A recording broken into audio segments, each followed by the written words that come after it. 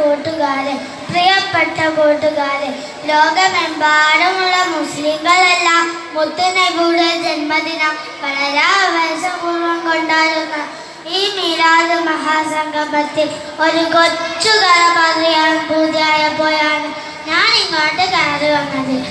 നിങ്ങൾക്ക് കേൾക്കാനും പൂതിണ്ടായല്ലോ. ഏതായാലും പണ്ട് മക്കത്ത് നടന്നൊരു സംഭവം ഞാൻ നിങ്ങൾക്ക് പറഞ്ഞുതരാം.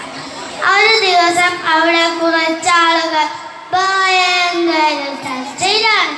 മുഹമ്മദിനെ എങ്ങനെ കൊല്ലാമെന്നാണ് അവരുടെ ചർച്ചാ വിഷയം.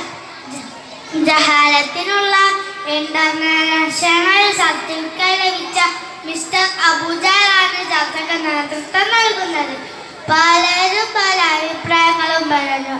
മുഹമ്മദ് നടന്നു പോകുമ്പോൾ മാറി നിന്ന് ക്ലീൻ ഫിനിഷ് ചെയ്യാമെന്നായിരുന്നു മുജാഹിദ് പാലക്കാരുടെ അഭിപ്രായം. അങ്ങനെക്കുമ്പോൾ ഒരാൾ ചാടി എന്നിട്ട് പറഞ്ഞു, കിട്ടിയടാ ഒരു ഐഡിയ. ഇതാരാ പറഞ്ഞെന്ന് കേൾക്കണ്ടേ? ആ മല പൊട്ടനായ അബൂജഹലല്ലേ. മുഹമ്മദ് നെറ്റി വെച്ച് നിസ്കരിക്കുമ്പോൾ മുഹമ്മദിന്റെ തലയിലേക്ക് വലിയൊരു പാറക്കല്ല് കൊണ്ടുവന്നിടാ. ആഹാ, നല്ല ഐഡിയല്ലേ. അവരുടെ എല്ലാ തലയാട്ടി സമ്മതിച്ചു. ഞാൻ തന്നെ ചെയ്യുമെന്ന് ആ മണ്ടു സ്വീപിലാക്കുകയും ചെയ്തു. അങ്ങനെ ഒരു ദിവസം മുഹമ്മദ് കഅബത്തിനരികിൽ നിന്ന് നിസ്കരിക്കുകയാണ്.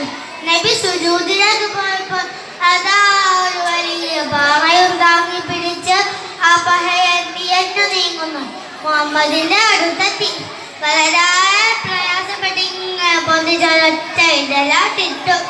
അപ്പോഴല്ലേ പുകില് വിളഞ്ഞിട്ട് ലീച്ച കുടുങ്ങിയ മാതിരി ആ പാറ അബൂജഹലിന്റെ കൈമലങ്ങ് ഒറ്റയങ്ങ് പിടിച്ചിക്കണം. കുറെ കുടഞ്ഞും ഇളക്കിയും പറിച്ചും നോക്കി. എന്നിട്ടും പോരുന്ന മട്ടല്ല. എങ്ങനെയൊക്കെയോ അവൻ അവിടെ നിന്നും വല്ല തടി തപ്പി. താൻ മുഹമ്മദിനെ എന്ന് പ്രതീക്ഷിച്ചു നിൽക്കുന്ന അവന്റെ കൂട്ടുകാർക്ക് ഒട്ടിയ പാറ കാണിച്ചു കൊടുക്കാമെന്ന് കരുതി നീങ്ങുമ്പോഴാണ് പെട്ടെന്ന് ആ പാറക്ക് കൊയിഞ്ഞാടി.